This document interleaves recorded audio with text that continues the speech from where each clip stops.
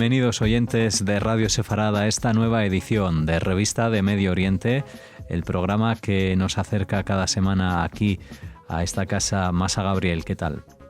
Muy bien, Alejandro, muchas gracias. ¿Qué tal todo por Radio Sefarad? Pues todo muy bien, todo en orden. Volvemos aquí a tu espacio para que nos hables de temas relacionados con Israel y que los oyentes están esperando. Vamos a escuchar tu programa de hoy. Quería, aprovechando que ha sido una semana relativamente tranquila, es decir, siempre hay noticias mal dadas, sesgadas, cosas bastante destacables, pero dentro de todo, como lo que ha sucedido por esas zonas ha sido bastante, habitual, pues no tenemos grandes informaciones. Y obviamente menos si no hay mucha cobertura, pues no hay tantos errores como solemos destacar.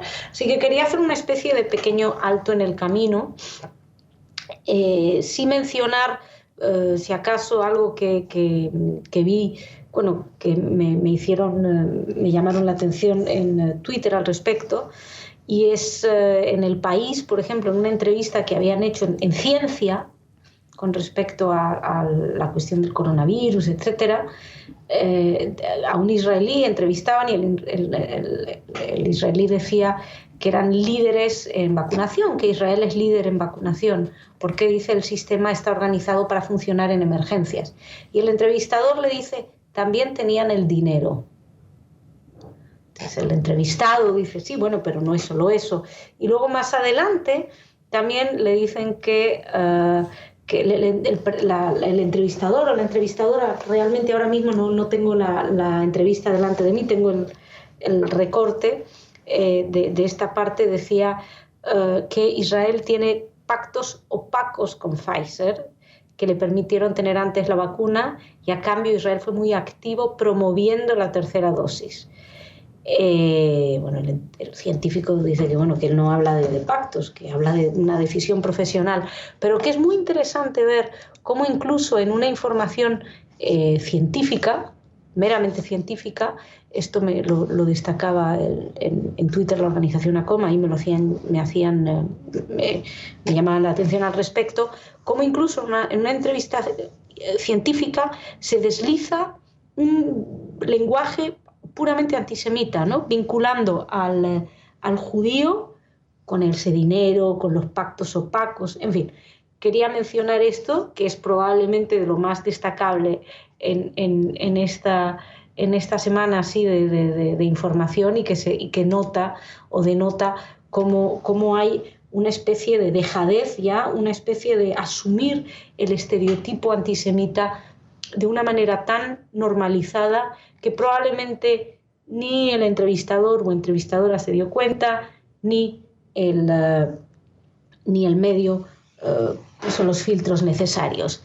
Sin embargo, esta misma gente, y esto es lo más interesante, sin embargo, esta misma gente muchas veces son los primeros en denunciar cuando hay cuestiones de un antisemitismo clarísimo o de un odio a los judíos evidente, es decir, un odio a los judíos sin disfraces. ¿Y por qué quiero mencionar esto? Porque estoy recordando, hace ya de esto un par de semanas, todo lo que sucedió con esta Isabel Peralta. Yo no sé si te acuerdas, Alejandro, esta joven con aspiraciones a nazi, nazi, ¿qué más da? Y ella salió a la fama en un momento dado porque estaba lidiando un homenaje a los caídos de la División Azul, y con unas 300 personas pues había salido ahí hablando del que los judíos son culpables. Es una mujer que no oculta para nada su odio a los judíos, y muchos medios y los analistas y medios como El País, es decir, todo el mundo puso el grito en el cielo y denunció a esta mujer. Y esta mujer, yo creo que es fantástica. Si no existiera habría que inventarla, porque limpia conciencias. Es decir, tenemos una persona que dice el judío es una porquería, y entonces todo el mundo dice, oh Dios mío, qué horror, ¿cómo pueden decir esto? Pero muchos de los que están poniendo el grito en el cielo diciendo, oh Dios mío, ¿cómo puede decir esto?, lo opinan de una manera distinta, tal vez sin ser conscientes, pero cuando vuelcan Pues, por ejemplo, esta entrevista que hemos visto, esta persona que estaba entrevistando a un científico israelí poniendo los estereotipos del judío usurero, con dinero, que tiene pactos sospechosos con los poderes, está poniendo exactamente los mismos tópicos que tiene la joven Peralta, pero ella lo dice en judío. Que, por cierto, que Peralta es negacionista del Holocausto, y esto indigna, pero que sepan que Faurisson, que era uno de los padres del Holocausto, tenía clarísimo que la finalidad era terminar con Israel, porque decía que Israel y que el sionismo empleaba el Holocausto. Es decir, los negacionistas que tanto indignan tienen detrás también el odio contra Israel, porque Israel no deja de ser el lugar con mayor densidad de judíos del mundo, y además un Estado para los judíos, pues hace un Estado judío, donde también puede haber, porque alguien me puede escuchar, pero eso es racista. No, no es racista. La nación judía tiene su Estado, en la cual todas las minorías tienen su derecho a vivir, con exactamente los mismos derechos y las mismas obligaciones. Bueno, no, en el caso de Israel las obligaciones son distintas, pero eso para otro capítulo. Los derechos, desde luego, sí. Y entonces creo que lo que tiene esta Peralta es que es una enemiga muy fácil, y es fantástico porque todo el mundo puede condenarla, pero se la condena sin necesidad de analizar, sin necesidad de repente de verdad de decir, momento, estoy condenando a la persona, pero nadie está intentando centrarse y ver cuál es el fondo de la condena. ¿Qué estamos denunciando? Porque el antisemitismo o el negacionismo no es una estética, y ellos lo que están denunciando es esa estética concreta, cuando el negacionismo, cuando el antisemitismo se viste de el odio al judío. Pero ¿qué ocurre cuando es más profundo? Porque negar los hechos históricos del Holocausto, que ya están probados, comprobados, no es la única forma de negar el Holocausto. Se lo banaliza, se lo distorsiona, se modifica. Lo que la historiadora Deborah Lipstadt llamó el negacionismo softcore, en el que, como es un antisemitismo que no es tan evidente, no es tan ostensible, pues goza de mejor salud, porque es negacionismo negar, ocultar la singularidad judía del Holocausto, es negacionismo emplear la estrella amarilla para victimizarse por cualquier causa. Ese antisemitismo, las comparaciones que hemos tenido que oír de Ana Frank con el confinamiento por el COVID-19, todo eso. Bueno, pues muchos de estos medios, ¿no? Entonces, es decir, que medios, periodistas, analistas, que denuncian a esta Peralta, sería bueno que dejaran de denunciar el quién y se concentraran un poquito más en el qué, porque no es tan sencillo. No es tan sencillo. Vemos grupos políticos que se dedican a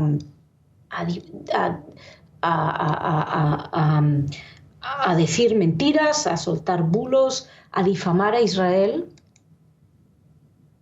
que luego los vemos los primeros en indignarse con cosas así, o decir que Israel, muchos de estos acusaban a Israel de no vacunar a los palestinos, pero luego se echan las manos a la cabeza cuando viene alguien empleando el término judío claramente. Y esto tiene mucho que ver con el tipo de estrategia que se está empleando ahora en muchos grupos anti-israelíes, antisemitas, como el BDS, para luchar contra el antisemitismo. Hay una herramienta que la hemos comentado aquí en varias ocasiones, que es una herramienta que sirve perfectamente para la lucha contra el antisemitismo, que es el IHRA, que es las definiciones de trabajo, donde bueno, pues la están adaptando muchísimos gobiernos, muchísimos organismos, etc. Bueno, pues los grupos antisemitas, que se encuentran muy molestos, quieren ahora lanzar otra, que es la Declaración de Jerusalén, en la cual solamente se considera antisemita atacar al judío como judío. Es decir, este es un judío y odio a un judío, y lo odio porque es un judío. Es muy fácil. Honestamente, la Declaración de Jerusalén, lo que estaría haciendo es que solamente una Peralta podría ser acusada de antisemita. Pero sabemos todos perfectamente que el antisemitismo no viene ya claro y abierto, viene disfrazado, porque de algún modo podríamos considerarlo un avance, si no fuera porque muchos no quieren ver lo que hay debajo del disfraz. Yo por eso quería traer esto hoy, pues ahora estamos con todo el tema ahora estaba leyendo que la Comisión Europea no quiere que se celebre, que se diga Feliz Navidad, porque dice que la gente se puede sentir excluida. Si en vez de prestar atención a tantas tonterías, pues la exclusión no es porque digan Feliz Navidad. Yo no sé si alguien realmente se siente excluido cuando oye un Feliz Navidad. Yo no me siento excluida, tampoco me siento excluida cuando oigo un Ramadán Karem o Mubarak. ¿Por qué? Porque me parece fantástico que haya muchísimos festejos, muchas culturas. Mientras más culturas y más festejos, mejor. Pero se trata de empezar a concentrarse en el qué, insisto, no tanto en el color. Entonces, pues más o menos quería traer estas pequeñas reflexiones hoy, aprovechando nuestro pequeño alto en el camino informativo. Muy bien, Masha, pues así queda registrado esta intervención que se aleja un poco de las noticias que encuentras en medio, a pesar de esa con la que has abierto esta revista de Medio Oriente, en el que, como siempre, te esperamos aquí en Radio Sefarad para una próxima edición. Muchísimas gracias a vosotros y feliz Hanukkah, sin querer ofender a nadie, y nos reencontramos la semana que viene.